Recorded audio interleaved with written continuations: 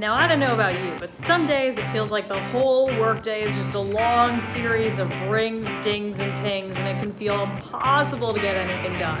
A recent study revealed that 50% of employees feel burnt out. 50%! That's literally half of the workforce! Eesh, what a time to be alive! So how do we regain focus in this age of Zoom and long hours and overwhelming responsibilities? I'm Casey Renee Rogers, accountability coach, and you are watching Accountability TV with me, your accountability buddy, Casey.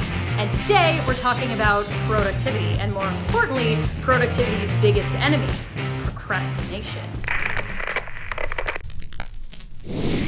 So, who exactly is this looming, elusive monster in the closet we call procrastination, and what does it want from us? Ancient Greek philosophers called it akrasia. I'm very positive I'm mispronouncing that. It's the state of acting against your better judgment, doing one thing when you know you should be doing another. But it doesn't take a philosopher to know that procrastination is real and that, well, it sucks. So let's explore the psychology of what the heck is going on here. In general, there are 6 major causes of procrastination. Number 1, instant gratification. Number 2, present bias. Number 3, over-reliance on motivation. Number 4, inability to break down complex projects into manageable tasks. Number 5, perfectionism. And number 6, perceived lack of time. Instant gratification. Oftentimes, procrastination is a self-sabotaging behavior where subconsciously we're choosing immediate reward over future reward, even though consciously we know it's going to bite us in the ass later on. But here's the thing about self-sabotage, and this goes for everything from overeating to binging Netflix.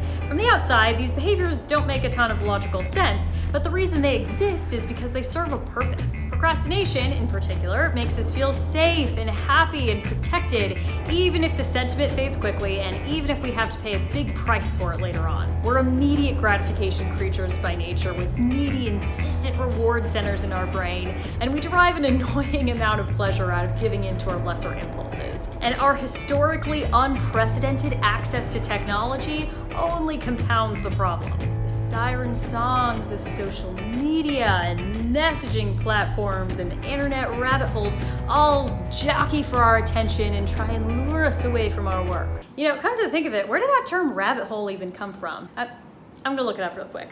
Oh, comes from Alice in Wonderland. That makes sense. Didn't they do a movie remake of that recently? Hold on, I'm just gonna look it up real quick. Number 2, present bias. Sometimes the reward we seek in place of tackling our important longer-term goals is the illusion of productivity itself.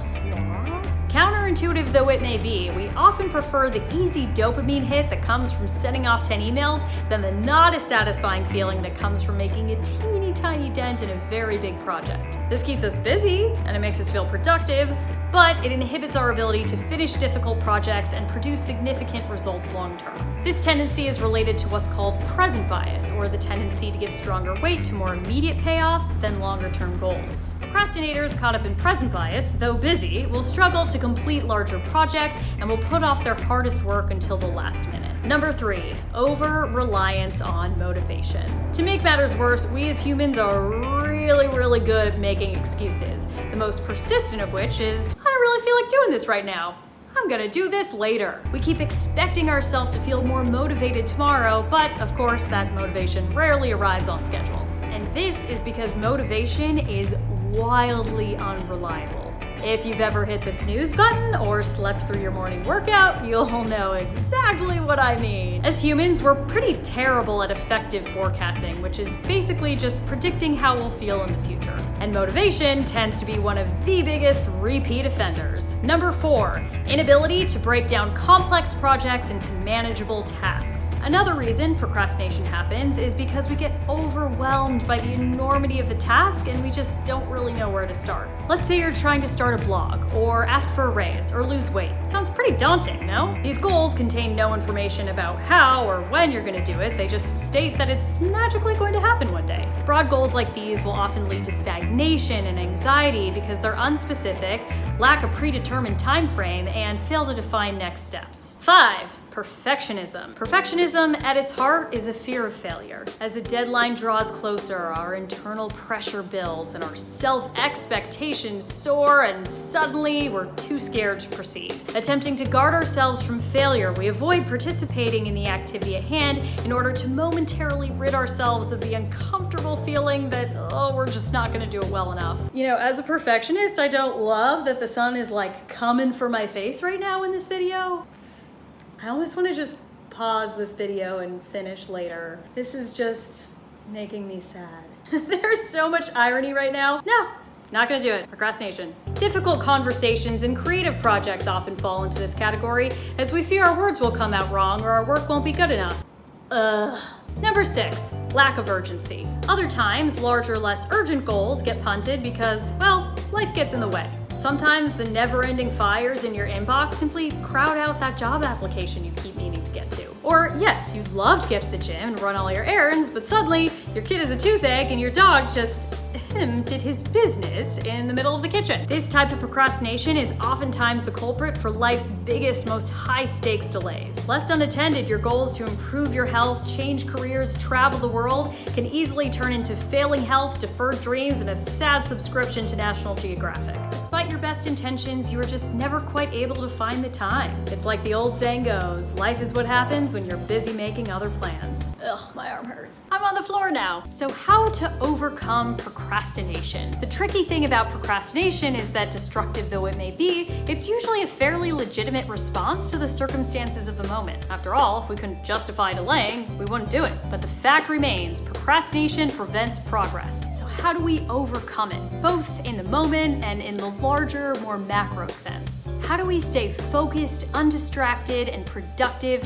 even when our lives feel stressful, chaotic, and overly full? We start by learning to do less. Doing less means stripping away everything that's not aligned with your goals, both personal and professional. It's prioritization. There's a big difference between being busy and being effective, and in order to be effective, we have to accept the sad, disappointing fact that at the end of the day, there's simply no way to do absolutely everything we want to do. If you ask me, there is just so much disappointment embedded in the idea that you can have it all. If you strip away all the 1980s self-help BS, what you're left with is something that's admittedly a lot less glittery, but worlds more effective. Prioritization. A prioritized life is a life that's intentional, aligned with your values, and totally immune to the tyranny of FOMO. It's knowing the difference between what's worth your time and what's zapping your energy and resources without delivering results. As a natural-born people pleaser, this was a lesson I had to learn the hard way, but the moment I did, I became a productivity machine. I